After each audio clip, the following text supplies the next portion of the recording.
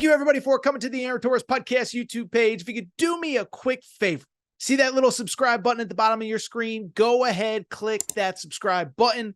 Really does help our channel grow, our audience grow, and I really do appreciate it more than you know. So click that subscribe button. Appreciate your support.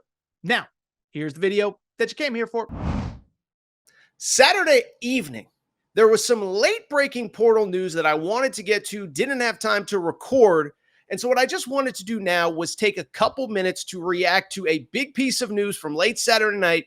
We will have more reaction on Sunday mornings or Sunday evenings, Aaron Torres pod, But it comes from a place that we have talked about quite a bit. And frankly, a player that I kind of mentioned that you got to keep your eye on when it came from the Indiana Hoosiers. If you were subscribed to this channel, you already knew. So if you're not subscribed, make sure to do so. But the player was a kid named Kanaan Carlyle, who just finished his freshman year at Stanford. And if you follow this channel, about 4 or 5 days ago, what was it? Oumar Ballo, the center from Arizona, commits to Indiana. This just a few days after Miles Rice, the point guard from Washington State, commits to Indiana. And if you listen to the Oumar Ballo video, I said, pay close attention. I don't think the Hoosiers are done yet. Kanaan Carlyle is a name to follow. Well, Kanaan Carlyle takes a visit to Indiana on this weekend and on Saturday afternoon. For the third time in about 8 days, Indiana picks up a major portal commit as Kanaan Carlyle, 6'3" guard, was a former about top 30 or so prospect in the class of 2023, a guy that I believe has NBA upside and NBA future. He commits to the Indiana Hoosiers. That's right. How about my boy Mike Woodson? Because what I will tell you is this. I believe with this commitment, Indiana is a top 25 team. I believe they may have the best backcourt in the Big Ten, and I believe they are a team that can compete for a Big Ten title. So let's go again and give a shout out to the man himself, Mike Effin Woodson. That's right, Mike Effin Woodson. By the way, you can get your tees, AaronTorresOnline.com. I will put the link right down on the bottom scroller so you can see. Also, make sure you're following our Torres on Indiana account where we talk all Hoosiers all the time. Love this commitment. Love what Mike Woodson's doing. And what I want to do now is both talk about it, but I also want to myth bust some things about Indiana that simply aren't true, okay? So first of all, Kanaan Carlyle. As I just said, 6'3" guard, about a top 30, 35 prospect in the class of 2023, was at Overtime Elite as a high school player, does 1 year at Stanford, and he was really good. Now, very interesting story. He actually did not start the season until basically about mid-December, and there was an issue, and this kind of just speaks to, listen, I'm just going to say, I know some people at Stanford, okay? And my understanding was there was some snootiness basically with the Stanford academic people that did not allow him to start the season with the team. So they come in, they think this guy's going to be a difference maker. The academic people are mad. By the way, you can't get admitted to Stanford if you're not literally a genius. This kid is bright. He's smart. He's talented. He's this, he's that. The academic people give him a hard time. He does not make his debut until December 17th of this past season. And oh, by the way, by the fourth game of his career, you know what he did? 28 points against a top 5 opponent in Arizona, 6 threes, 8 rebounds, and that shows you what type of talent this kid is. He's not a finished product, but you talk about 6'3", can get to the rim, super athletic. I'm here to tell you, when he entered the portal, I guarantee you just about everybody in the SEC reached out. He's that kind of talent, that kind of upside. And what intrigues me about him is the possibility of him playing alongside Miles Rice. Miles Rice, we talked about last week, 6'3" guard, played at Washington State this year, was the freshman of the year in the Pac-12, averaged 15 points and about 5 assists per game. Miles Rice is the veteran, experienced, talented guard. I know I just said he's a freshman, but he was a third-year freshman this year. I'm talking about Miles Rice now, not Kanaan Carlyle. Third-year freshman, overcame insane personal situation his second year on campus at Washington State. For people who don't know, Miles Rice, the now Indiana starting point guard, did battle cancer during his second year at Washington State. So he comes back this year, and he averages 15 and 5 after basically not playing basketball for a year, not playing competitive basketball for 2 years. It speaks to how talented he is, and it speaks to how talented he can be with Kanaan Carlyle, who basically played a half a year of college basketball, all in the all in the Pac-12, no preseason games, no out of conference games, gets thrown into the fire and still averages 11 and a half as a freshman. And so I truly believe that could be the best backcourt in the Big Ten. And I know Purdue fans are going to get all over me because I don't love Braden Smith and Fletcher. Listen, I think they're really good. I do think Rice and Kanaan Carlyle have higher upside. And what I will also say is this: can we go ahead and do a little bit of myth busting with the Indiana Hoosiers for 2024, 2025? Because when I see Indiana, whenever I see anybody say anything about Indiana, what is the thing? Oh, I mean, it's great that they have all this talent, but there's two things that everybody always says. Everybody always says, one, well, nobody can shoot threes. And two, everybody says, well, it's Mike Woodson. What's going to happen?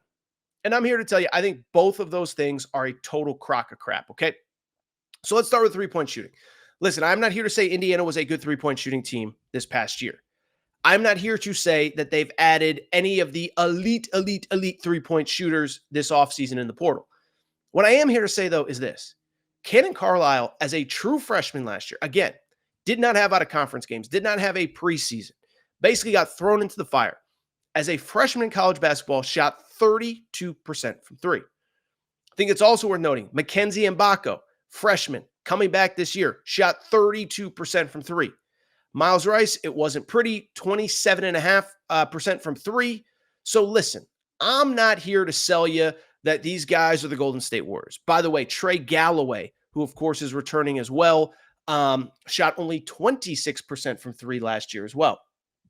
At the same time, though, I think those stats are a little bit misleading for a few reasons. One, Trey Galloway, I just mentioned, he'll be a fifth-year senior next year, shot 26% from three. Well, 2 years ago, when he had consistency at point guard with Jalen Hood-Schifino, he shot 46% from three. That's not to blame the point guard situation at Indiana this past year, but Xavier Johnson was hurt. He was in and out of the lineup all year long. There was no consistency. There was no this. There was no that. And so I think if you can get consistency at the point guard spot, which you will have with Miles Rice, you are going to have more consistency from Trey Galloway. Let me also say this.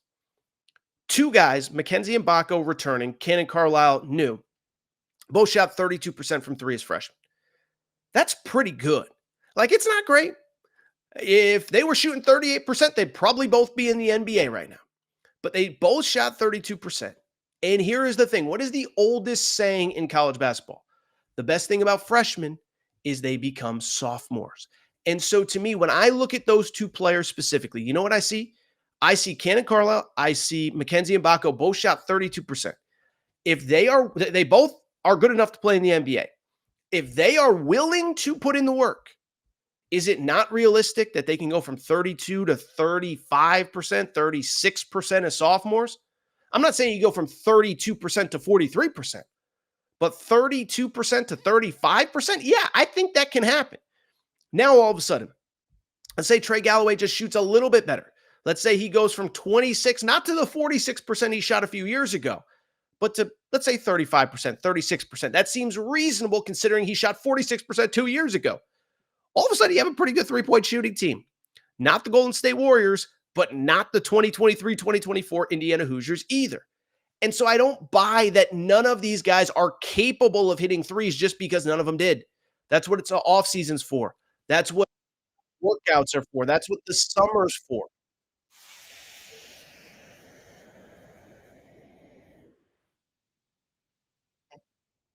With the other pieces, with Malik Renew, second leading scorer this year, really talented player going into his junior year. You add them in with some of the other guys that could potentially be coming back. Sorry, I got some music playing there in the background. Malik Renew, some of the other guys that could potentially coming back, not to mention Umar Ballo. All of a sudden, I'm sitting here and I'm telling you that's a team good enough to win the Big Ten. And here's the other thing, because I got a lot of this too. Anytime you say anything nice about Indiana, well, Mike Woodson's the head coach. He stinks. He's terrible.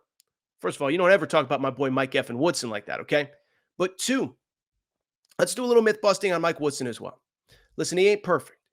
He's not, I don't think he's going to finish tied or I don't think he's going to surpass John Wooden for all-time championships before his career is over. But at the same time, like, the narrative on him is such nonsense. Like this year when there was talk of he needs to go. Well, first of all, remember, first 2 seasons, made the NCAA tournament both years, won a game both years. By the way, the 2023 NCAA tournament, you lose in the second round, you lost to Miami, who ended up making the Final Four. That's not a bad loss because you lost to a team that ended up in the Final Four. So I never bought that Mike Woodson should be gone. But even look at this year. Listen, I'm not going to sit here and lie and say that Indiana had the best season in school history. That's not what I'm here to say. But Indiana, and I said this during Champ Week, Indiana finished 19-14 overall, 10-10 in the Big Ten. That obviously is not the standard. That is obviously not good enough. You obviously need to be better if you're Mike Woodson. But let's also look at the losses.